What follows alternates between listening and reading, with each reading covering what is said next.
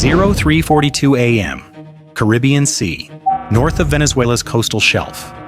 On the bridge of a U.S. warship, the radar picture tightens. A surface contact that should have passed safely astern is no longer drifting away.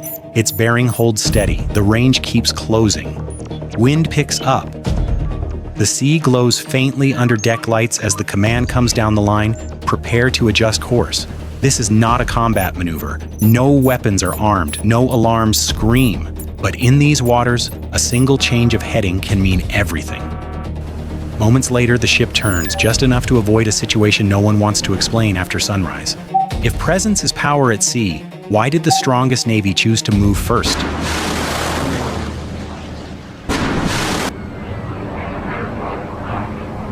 The waters north of Venezuela sit at the intersection of geography, energy, and politics. Narrow shipping lanes feed into the wider Caribbean, linking the Atlantic to the Panama Canal and some of the world's most critical energy routes. On paper, they are international waters. In practice, they exist inside a long-running strategic dispute between Washington and Caracas. For more than a decade, relations between the United States and Venezuela have deteriorated through sanctions, diplomatic breakdowns, and competing claims of legitimacy. Washington frames its naval presence as routine maritime security, counter-narcotics patrols, freedom of navigation, and regional stability. Caracas sees something else: pressure signaling and a reminder of vulnerability just off its coastline. That tension makes proximity dangerous. Venezuela's coastline is short, its continental shelf shallow, and its defensive depth limited. Any foreign warship operating nearby is immediately visible to coastal radar and maritime patrol assets. For Venezuelan commanders, allowing such a vessel to pass unchallenged risks being interpreted domestically as weakness. For the United States, backing away too quickly risks setting a precedent it does not want to establish. This is where strategy replaces firepower. Neither side is seeking open conflict. Instead, both operate in what military planners call the gray zone, actions designed to assert interest without crossing the legal or political threshold of war. Shadowing, close approaches, radio challenges, and aggressive maneuvering all fall into this category. History shows how easily such encounters can spiral. During the Cold War, similar confrontations at sea and in the air produced collisions, shoot-downs, and international crises, often without intent from either side. The lesson learned was not to avoid contact altogether, but to manage it with discipline. That discipline is now under stress. Modern navies operate faster ships, tighter schedules, and constant media scrutiny. Every maneuver is recorded, interpreted, and weaponized in information space within hours. So when a U.S. warship adjusts course near Venezuela, the question is not whether it had the right to be there, but whether both sides can control what happens next. Hours before the course adjustment, the encounter had already begun quietly on screens and headsets far from the open deck. Inside the U.S. warship's Combat Information Center, operators tracked the maritime picture long before visual contact. Radar returns were clean at first, merchant traffic moving predictably, small surface contacts hugging the coast. Then a new track appeared. Military profile. Speed steady. Course intentional. The kind of contact that does not wander by accident. Rules of engagement were reviewed not because a fight was expected, but because clarity matters most when nothing is supposed to happen. At sea, hesitation creates danger faster than aggression. The bridge team was briefed. Bearings were plotted. Closest point of approach calculations updated every few seconds. Across the water, Venezuelan sensors were doing the same. Coastal radar sites scanned outward from headlands and elevated terrain, watching a foreign hull operate just beyond the line Caracas considers politically tolerable. For local commanders, this was not an abstract strategic issue. It was immediate, visible, and reportable. A patrol vessel was assigned to shadow, not to intercept, not to engage, to be seen. As distance closed, both sides began communicating indirectly at first. Course adjustments measured in degrees. Speed changes subtle enough to signal intent without escalation. AIS data flickered on and off, a reminder that even transparency can be selective. Helicopter crews remained on standby rotors, still waiting for an order that might never come. The human element weighed heavily. The U.S. officer of the deck had stood watches like this before, but no two encounters are identical. Fatigue, sea state, and imperfect information all compound risk. On the Venezuelan side, a young radar operator watched the range numbers shrink, fully aware that his data might influence decisions far above his rank. Neither crew wanted a headline. Neither wanted an incident investigation stamped with their ship's name. Yet both were under pressure to demonstrate resolve.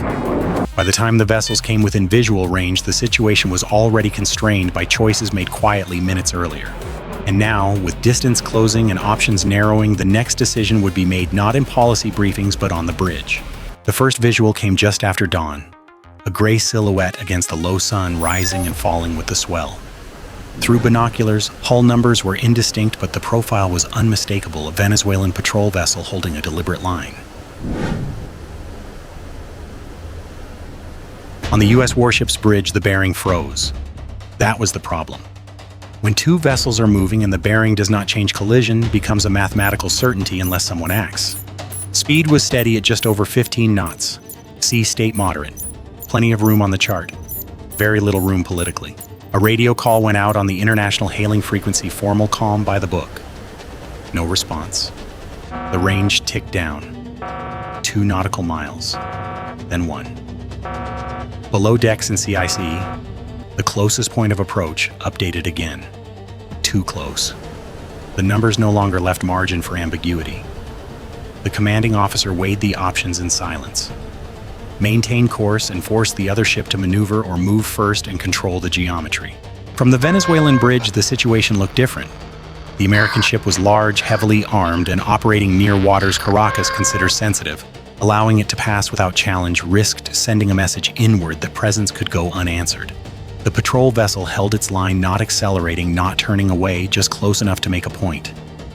At half a nautical mile wake, patterns began to overlap. White water rolled outward from both bows. The air carried the low thrum of engines under load. This was no longer about navigation charts or legal arguments, it was about timing. Helm come right 5 degrees. The order was measured, not abrupt. The U.S. warship altered course just enough to break the collision geometry. Speed remained constant. The maneuver complied fully with maritime law. It also did something else. It removed the Venezuelan vessel's leverage. The bearing shifted immediately, range stabilized, the risk curve flattened. From the outside, it looked like a minor adjustment, hardly noticeable to an untrained eye. Inside the ship, the tension eased in a single breath. No cheers, no commentary, just quiet confirmation that a dangerous moment had passed. The Venezuelan patrol vessel held position for several minutes longer, then eased back, falling astern. A helicopter lifted briefly from the American deck, circled once and returned. The message had been sent on both sides. Within hours, the encounter would be framed very differently. One narrative would emphasize restraint and professionalism. The other would highlight resolve and defense of sovereignty. Both would be technically accurate. Neither would tell the full story. Because what mattered most never appeared in any statement, a choice made at close range under pressure to avoid turning a maneuver into a memory that could not be undone. And in modern naval strategy, that choice can be more consequential than any weapon. Once separation was restored, both sides shifted immediately from maneuver to management. The objective was no longer to assert position, but to lock the incident in place contained documented and incapable of growing legs. On the U.S. warship, the bridge team logged every bearing change and radio call. Video from deck cameras and radar snapshots were archived. A helicopter launch, brief and deliberately non-provocative, served a dual purpose, confirming the patrol vessel's movement away and signaling continued situational awareness without challenge. No weapons were trained, no additional forces were summoned. The ship maintained course now, with distance firmly back on its side. For Venezuelan commanders, the moment had already achieved its primary aim. The patrol vessel's presence had been acknowledged. The American ship had maneuvered. That alone was enough to frame the encounter domestically as vigilance rather than escalation. The patrol craft reduced speed and fell astern, remaining visible, but no longer pressing the geometry. What followed mattered just as much as the maneuver itself. Communications up the chain emphasized control. Statements avoided specifics while reinforcing principal sovereignty on one side, professionalism on the other.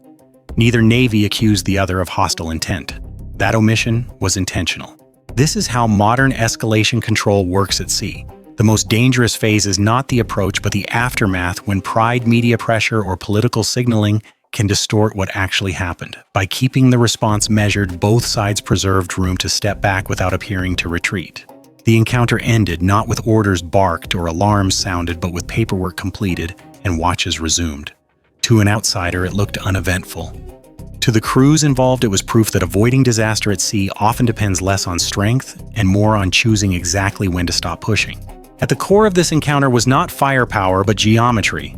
Naval confrontations at close range are governed less by weapons systems than by mathematics, physics, and rules written long before modern warships existed. International maritime navigation follows the COLREGs, the Convention on the International Regulations for Preventing Collisions at Sea. One principle matters above all others: constant bearing with decreasing range. When two vessels observe each other on an unchanging bearing while distance closes, a collision is inevitable unless one alters course or speed. That rule applies equally to fishing boats and destroyers. In this case, radar and optical sensors confirmed the danger early. Modern surface search radars provide bearing accuracy measured in fractions of a degree, allowing combat information centers to calculate CPA closest point of approach within seconds. Once CPA falls below safe thresholds, the situation shifts from tactical signaling to navigational necessity. This is where misinterpretation often begins. To outside observers, a course change can appear like concession. Technically, it is the opposite. Under COLREGs, early and decisive maneuvering demonstrates control, not weakness. Delaying action to prove a point increases risk and liability, especially when both vessels are military assets carrying political consequences far beyond the hull. Technology amplifies pressure rather than reducing it. Electro-optical sensors, deck cameras, and UAVs record every second. Even when no radar is locked and no weapon system is activated, sensor fusion means every move is preserved, replayed, and scrutinized later by analysts and politicians. That reality discourages improvisation and rewards strict adherence to procedure. Cost asymmetry further sharpens the stakes. A modern U.S. warship represents billions of dollars, decades of training, and strategic symbolism. A collision, even without hostile intent, would hand adversaries political leverage instantly. The Venezuelan patrol vessel did not need superior capability to influence events, it only needed proximity. This is the essence of gray zone maritime tactics. By operating inside legal boundaries while exploiting risk tolerance, a weaker actor can force a stronger one into difficult choices. The stronger force, constrained by global responsibilities and visibility, must prioritize safety over dominance. The result is a paradox of modern naval power. The more capable a ship is, the less freedom it has to act recklessly. And in this encounter, the decisive weapon was not a missile, but a 5-degree turn made at the right moment. The immediate aftermath of the encounter was quiet. No damage reports, no emergency broadcasts, no dramatic press conferences. Yet within hours, its effects began to ripple outward, first through diplomatic channels, then across naval planning rooms far from the Caribbean. For Washington, the incident reinforced a hard reality. Freedom of navigation operations are no longer abstract demonstrations of principle. In contested or politically sensitive waters, even routine maneuvers now carry escalation risk. Every adjustment, of course, is watched, recorded, and interpreted not just by the opposing navy, but by allies, rivals, and domestic audiences. The margin for error is shrinking. For Caracas, the outcome delivered a different message. Without firing a shot or crossing a legal red line, Venezuelan forces succeeded in shaping the behavior of a superior navy. The patrol vessel did not win a tactical victory, but it achieved strategic visibility. That alone alters future calculations, encouraging similar gray zone challenges where proximity replaces provocation. Regionally, neighboring states took note. Caribbean and South American navies operate in crowded waters where oil routes, sanctions enforcement, and sovereignty disputes overlap. Incidents like this raise insurance costs, complicate shipping schedules, and pressure governments to clarify rules of engagement that were once left deliberately vague. At the global level, the encounter fits a broader pattern. From the South China Sea to the Black Sea, maritime confrontations are shifting away from firepower toward navigation signaling and legal interpretation. The battlefield is no longer defined by missile range, but by meters of sea room and seconds of reaction time. The most important consequence may be psychological. Commanders now understand that restraint itself can be exploited. The challenge ahead is maintaining deterrence without surrendering initiative, a balance that grows harder every year. Nothing exploded that day, but the strategic terrain shifted all the same. What happened near Venezuelan waters was not a battle in the traditional sense. No missiles launched, no hulls breached, no lives lost. And yet it perfectly captures how modern military power is now tested not through destruction but through decision-making under pressure. For the sailors on both sides, the moment came down to seconds: maintain course and risk escalation, or adjust and preserve control of the situation. That choice, made quietly on a bridge far from cameras, carried more strategic weight than any show of force. It revealed how naval dominance today is less about overwhelming firepower and more about discipline, restraint, and the ability to signal resolve without crossing irreversible lines. This incident also highlights a growing paradox. The most powerful militaries in the world often operate under the tightest constraints. Legal frameworks, alliance politics, and global optics shape every maneuver. Meanwhile, smaller or sanctioned states increasingly exploit those constraints, using proximity, ambiguity, and timing to influence outcomes at a fraction of the cost. As oceans become more crowded and geopolitical competition intensifies, encounters like this will not be exceptions, they will be the norm. The question is no longer whether navies can fight, but whether they can navigate escalation itself. Can deterrence survive in an era where restraint is both a virtue and a vulnerability? For analysts, policymakers, and observers, the lesson is clear. Modern conflict does not always announce itself with explosions. Sometimes it arrives quietly, measured in altered courses, slowed engines, and a few hundred meters of contested water. And in that silence, the future of maritime power is being rewritten. Bye for now.